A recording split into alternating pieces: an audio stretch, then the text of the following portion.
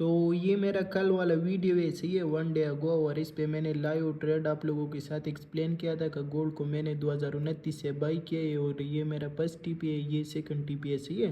तो इस पे तो खैर बहुत अजीब अजीब सा कमेंट्स आए, लेकिन इस सब को इग्नोर करो और अभी मैं आपको दिखा देता हूँ। तो ये गोल्ड का चार्ट है, 30 मिनट टाइम फ्रेम है और इधर ही आपको नज़र आ रहा है अल्हम्दुलिल्लाह 2029 से स्ट्रेट मार्केट गया भाई।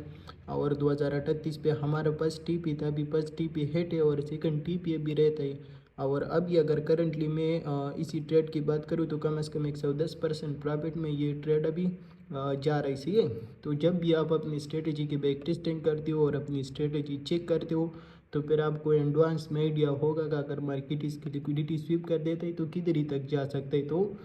क्या करो, अपनी स्ट्रेटेजी के ऊपर थोड़ा सा काम करो और उसकी प्रॉपर बैक टेस्टिंग करो ताकि आप लोगों को आइडिया हो जाए कि मेरी स्ट्रेटेजी के मुताबिक मार्केट कितना ऊपर